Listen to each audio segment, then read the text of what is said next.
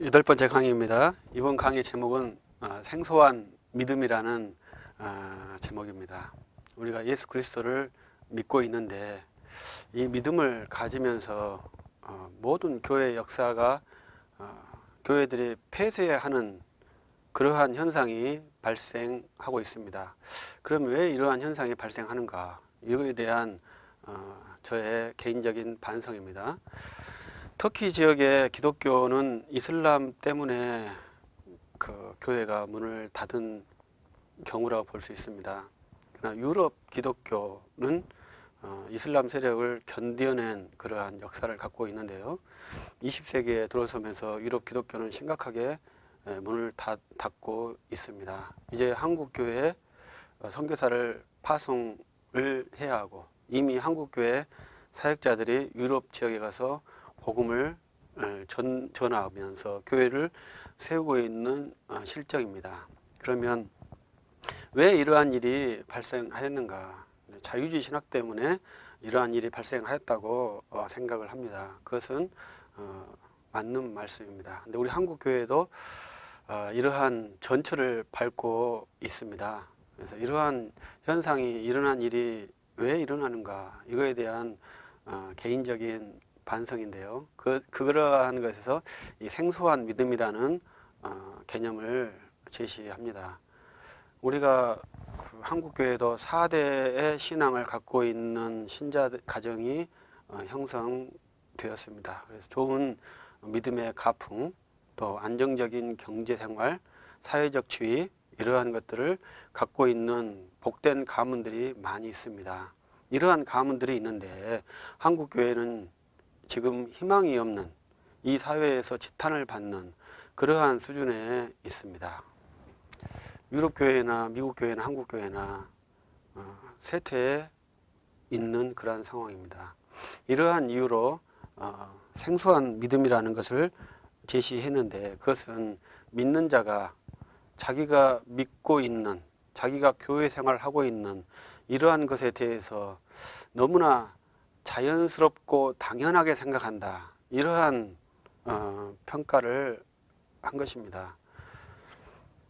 본래적으로 유대교에서 유대인에서 이제 기독교가 발생했고 유대인이 아닌 모든 사람은 이방인인데요. 이방인들은 유대인들에 봤을 때 도저히 상종하지 못할 수준이었습니다. 베드로 사도도 고넬료와 밥 먹는 거, 이방인과 밥 먹는 것에 대해서 세례를 베풀었음에도 불구하고 성령이 임한 것을 자기 눈으로 보았음에도 불구하고 식탁 교제를 굉장히 두려워하고 꺼려했고 은밀하게 했습니다. 그 정도로 이방인은 이 기독교에서 생소한 현상이었죠. 이방인이 기독교인이 된다는 것은 굉장히 생소한 일이었습니다. 그런데 이방 지역에 계속 복음이 증거되고 예루살렘 교회에서 콘스탄티노폴리스로 로마로 복음이 확장되면서 수백 년간, 천년간의 역사가 되면서 유럽이 언젠가 기독교 국가가 되어버린 것이죠. 그래서 자기들이 완전히 기독교인인 것처럼 자기들이 당연히 기독교인인 것처럼 생각하는 풍토가 있는 것 같습니다. 그래서 그들이 실패한 것은 자기들이 구원을 받지 못할 죄인인 상태라는 것을 잊어버리고 우리는 당연히 교회를 가야 하고 우리는 당연히 교회를 가고 미개한 저 미개 종족들에게 이 복음을 주어서 그들 미개에서 깨트리는 그러한 계몽 활동을 유럽 교회가 한 것이죠. 그것이 이제 선교의 맹점 중에 하나였던 것이죠. 그래서 우월한 기독교 문화를 미개한 아프리카나 아시아, 아메리카에 전해야 한다. 이러한 것이 기독교 선교 관점에 있었다고 보여집니다. 이러한 이제 기독교 선교 관점으로 미국에서 복음이 우리 한국에 들어왔는데 이 선교사님들이 한국에 와서 많은 긍정적인 일을 했죠. 병원, 학교, 기술 모든 신진 문물들이 기독교로 말미암아서 한국이 형성되었다고 보아야 합니다. 그러나 이 기독교의 문물들이 오면서 가르치는 자의 입장이 우리는 받은 자의 입장으로서 그것을 수용했고, 그러면서 상하 관계가 형성되었죠. 그래서 이 기독교 초기 기독교 문물을 받은 사람들이 현재 100년이 지난 현재 한국에서 기득권층을 형성하고 상당히 우월한 지위를 형성한 것입니다. 그러면서 자연스럽게 또 이 3, 4대에 있는 그러한 복된 믿음의 가문에서 이 믿음을 자연스럽고 당연한 것으로, 교회를 나가는 것을 당연한 것으로, 교회를 가지 않는 것을 이상한 것으로 생각하는 경향이 있습니다. 그래서 이러한 것을 목회하면서 보았어요. 저희 교회에는 4대 신앙은 없습니다만 2대 신앙까지는 있습니다. 2대 신앙까지만 되어도 교회를 가는 것이 지극히 당연한 것이에요.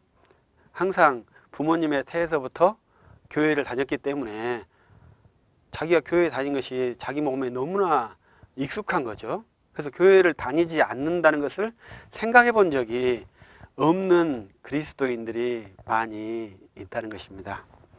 이렇게 되었을 때는 은혜의 귀중함, 내 믿음이 어디서 오는 것인가, 이러한 것에 인식에 착오가 발생한다고 생각합니다. 이 자유주의라는 것도 유럽이 가장 잘 살았을 때, 유럽이 가장 풍요로울 때 발생한 그런 신학 산물이거든요. 그러니까 자기들이 얼마나 탁월한 것인지를 자기 스스로도 놀랄 정도로의 발달을 할 때 이 자유주의라는 것이 일어난 것입니다. 그래서 자기들이 스스로 성경을 검증하려고 돋보기를 가지고 성경 속으로 들어갔습니다. 그래서 성경을 파헤쳐 보았습니다. 성경을 재검증했습니다. 성경을 이성으로 검증할 수 있는 것이 하나도 없다는 것이 드러났습니다. 그래서 자유주의는 몰락했거든요. 이러한 믿음을, 현재 있는 기독교를 너무나 당연하게 생각하는 사람들에 의해서 기독교가 굉장히 심각하게 훼손이 된 것입니다. 우리 기독교는, 우리 교회는 은혜 종교를 하거든요. 이 은혜 종교라는 것은 은혜의 값을 아는 사람들인 것이거든요. 은혜는 그리스도의 십자가의 피지 않습니까? 그리스도의 십자가의 피가 나에게도 유효하다는 것을 아주 잘 기억해야 되는데, 이 제 2세대들, 믿음의 2세들은 나면서부터 교회를 다니고, 나면서부터 착한 일을 하고, 나면서부터 모든 안전책에 살고 있었기 때문에 죄에 대한 갈등이 상당히 적은 것 같습니다. 그래서 너무나 안전하게 성장을 했기 때문에 죄에 대한 갈등이 없어요. 그럼 죄에 대한 갈등이 없으면 이 은혜의 부요하심에 대한 그 인식도 상당히 부족해지거든요.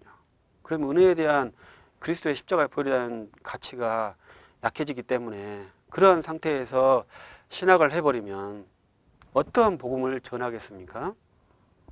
복음의 전하 내용이 상당히 다시 형식화되는 그러한 구조로 다시 전락하게 되는 것입니다. 그래서 우리의 강단이, 복음이 풍성하다는 것은 이 죄사함 은혜가 풍성하게 되는 것인데, 그것은 이 전하는 사역자가 자기가 있는 이 믿음이 얼마나 귀하고, 부모가 내게 준 믿음이 아니고 하나님께서 주신 믿음이라는 인식이 아주 정확해야 되는데, 그것을, 그 인식 과정이 없이 너무나 자연스럽게 살고 있기 때문에 우리 한국교회에 약간의 문제가 있는 것으로 생각을 합니다.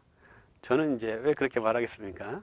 저는 중도의 예수를 믿은 사람이기 때문에 그러한 갈등을 겪은 사람이고, 그렇지 않은 사람, 그러니까 목사님 아들들이 신학한 경우도 있고, 저는 농부의 아들로서 신학을 한 사람이고, 두 경우를 제가 비교해 보면서 이렇게 생각할 수도 있겠구나. 저는 항상 믿음을 가지고서 살고, 목사 아버지 밑에서 목사의 가르침을 따르고, 교회 안에서만, 교회 밖은 경험하지도 못한 상태에서 또 신학교회, 신학대학교회, 신학대학원에 이렇게 와서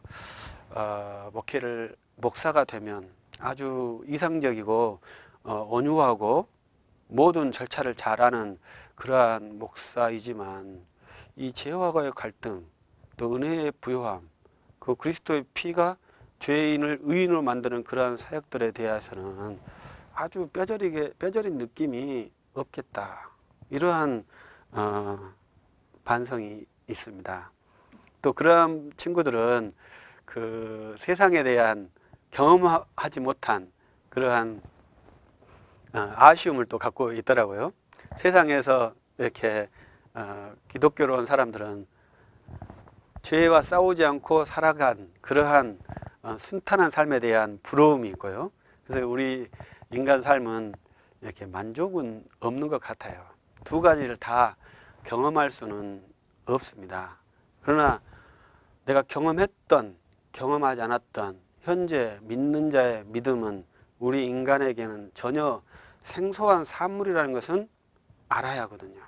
그래서 이 생소한 믿음이 내게 있다는 것을 아주 깊이 인식할 때만이 이 믿음을 우리가 선포할 수 있습니다. 한국교회도 이제 130년 기독교 역사를 가지고 있기 때문에 믿음의 가문들이 상당히 많이 있습니다. 그러면서 이제 이러한 과오들, 내가 종교생활을 하는 것에 대한 긴박감들 잘 모르는 그러한 상황들이죠. 지금 우리 사회가 상당히 자유스러워서 자녀들의 종교생활을 제한하지 않죠. 옛날에 저희 다닐 때만 해도 교회 다녔을 때 집에서 상당히 박해받는 친구들이 많이 있었습니다. 많이 매도 맞고요. 쫓겨나기도 하고요. 그럼에도 불구하고 신앙생활을 지켜낸 그러한 목사님도 계시고 사모님도 계시고 장로님도 계시고 권사님도 계시고 이러한 아주 그 처절하게 믿음 생활에서 믿음을 투쟁하면서 신앙을 유지했던 분들이 있습니다. 이러한 분들은 평탄하게 온 사람들의 그 믿음을 굉장히 부러워하겠죠. 그러나 또 평탄하게 온 사람들은 또 그러한 갈등을 사모하는 경우도 있습니다. 두 개가 매치는 안 돼요. 두 개가 두 사람 다, 두 경우 다 이 믿음이란 것은 인간의 산물이 아니라는 것만 잘 이해하면 되는 것이죠. 근데 이것을 너무 자연스럽게 받아버리면 교회는 심각한 문제가 되어집니다. 저는 이 믿음을 자연스럽게 받았을 때 바리새인적이 된다 이렇게 평가를 하고 싶습니다. 그래서 우리 한국교회에 믿음을 자연스럽게 생각하는 사람들이 있다면 우리 한국교회가 바리새적인 경향이 있다고, 내가 현재 믿는 것을 너무나 당연하게 생각하고 저 사람들이 왜 예수를 믿지 않는가 이상하게 생각하면 그것은 그 생각이 맞는 게 아니고 그 생각 자체가 이미 바리새적인 것이죠. 바리새인이 세리의 기도를, 세리를 무시하는 기도와 동일한 것이죠. 그래서 저는 저희 교회에서 저는 이제 무등산 밑에서 목회를 하고 있는데 이 주일날은 무등산에 얼마나 많은 사람들이 가겠습니까? 저희 교회는 절대 오지 않아요. 아주 멋있는 패션을 하고 무등산을 등반합니다. 그러면 우리 교우들은 그 무등산에 가신 분들을 보고 어떤 생각을 하겠습니까?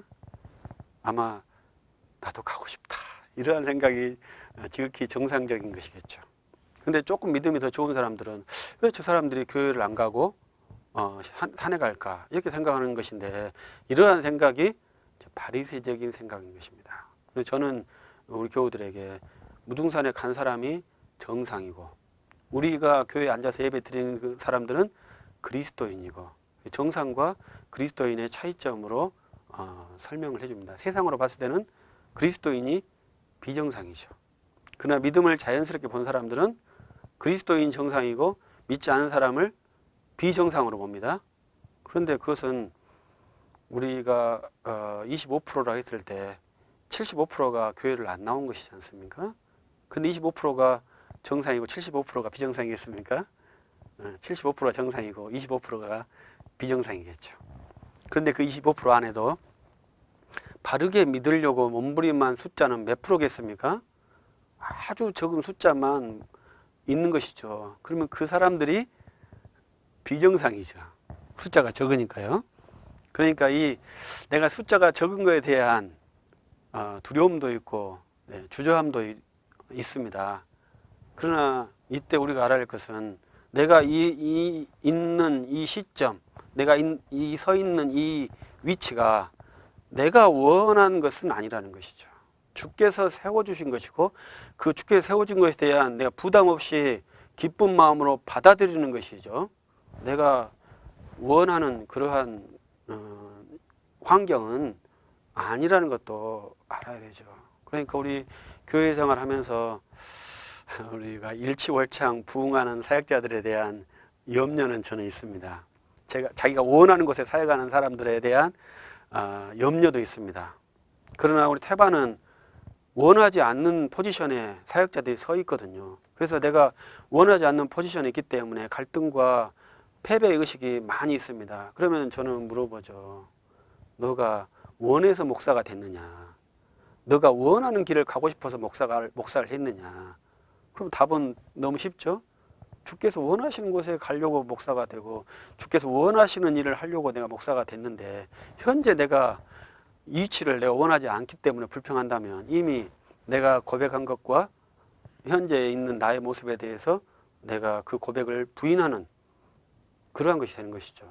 그렇기 때문에 현재 내가 원하지 않고 내 상황이 내게 익숙하지 않고 내가 부당하게 생각할지라도 이미 우리가 믿음이라는 것이 내가 원하지 않는 상태에서 나에게 온 생소한 최고의 선물이고 이 믿음이 나를 이끌어서 현재 있는 위치에 있기 때문에 이 현재를 아주 기쁜 마음으로 내가 감당할 수 있도록 하나님께서 힘을 주시는 것이죠. 그렇기 때문에 믿음이 복되죠. 세상의 가치로서는 도저히 이해할 수 없고 해소할 수 없지만 내 안에서는 해소가 다 되고 오히려 기쁘고 세상에서 힘든 사람들을 내가 위로하고 그 힘을 줄 수 있는 그러한 그리스도인 또 그리스도교의 사역자가 되는 것입니다. 제가 이제 우리 교우들하고는 이런 이야기를 합니다. 제 친구들이 뭐 잘 나간 친구들은 뭐 연봉 1억 받아요. 저는 연봉이라 할 수도 없을 정도로의 페이가 있습니다. 그럼 연봉 1억 받은 친구가 저에게 와서 뭐라고 하겠습니까? 살기 좋다고 하겠습니까? 살기 너무 힘들대요. 미치겠대요. 그럼 저는 어떻게 말해야 되겠습니까? 그 불쌍한 영을 위해서 기도를 해줘야 되겠죠. 이러한 것이 사역자가 가지고 있는 그러한 아주 독특한 마인드입니다. 사역자는 부자일 필요가 없죠. 그 세상에 잘 나갈 필요도 없죠. 세상에 고난받는 위치에 있죠. 그러나 세상에 잘 나가는 사람들이 위로는 우리에게 와서 받으면 우리 사역이 아주 복된 것 아니겠습니까? 근데 우리가 세상을 부러워해버리면 세상 사람들은 절대로 우리에게 와서 위로를 받으려 하지 않는다는 것이죠. 그렇기 때문에 우리가 이 믿음의 생소함을 잘 내가 안다면 이 세상에서 주지 못하는 선물을 내가 받았고 또 세상에서 수많은 부귀영화가 다 누렸지만 그걸로 그 사람이 만족하지 못하고 만족을 얻기 위해서 이렇게 낮은 사람한테 와서도 말을 할 수 있고요. 그럼 우리가 그를 위해서 축복해 줄 수 있고 위로해 줄 수 있고 도와줄 수 있는 것이죠. 우리는 세상에서 주는 힘으로 그를 도와주는 게 아니거든요. 하나님의 힘으로 도와주는 것이거든요. 그것이 필요한 사람들이 우리에게 오면 좋겠죠. 그럼 우리는 그것을 도와줄 수 있고요. 그러한 사람들이 없겠나요? 세상은 절대로 세상의 것으로 만족할 수 없는 것입니다. 우리가 마지막으로 기억해야 할 것은 우리가 믿음의 백성이지만 우리가 이 믿음의 백성에도 우리는 육신을 가지고 있기 때문에 항상 우리는 죄로 달려갈 준비가 있고 지금도 하나님께서 손을 놓는 다음에 0.1초 내에 죄로 달려갈 수밖에 없는 그런 육신의 구조라는 것도 아주 잘 알아야 됩니다. 하나님의 손이 우리를 놓아버리는 순간 우리는 바로 죄의 구덩텅이로 들어갈 수밖에 없는 그러한 상태인 것이죠. 그래서 이 하나님께 주신 이 믿음이 절대로 떨어지지 않는다는 것이 복된 것이죠. 그래서 우리가 안전하게 하나님께 띵깡도 부리고 불평도 하고 원망도 하고 그러면서 앞으로 나아가는 것입니다. 그래서 우리 이 믿음이 아주 생소한 것이고 하나님께 주신 세상에서 갖지 못할 그러한 사물이라는 것을 잘 기억하고 한 걸음씩 나간다면 그 믿음의 부요함을 더 많이 이렇게 깨달을 수 있고요. 더 인식할 수 있고, 그러면 하나님을 찬양하는 그 기쁨과 감동도 더 커질 수 있을 것이라고 확신합니다. 여러분에게 있는 믿음은 하나님께서 주신 것입니다. 마치겠습니다.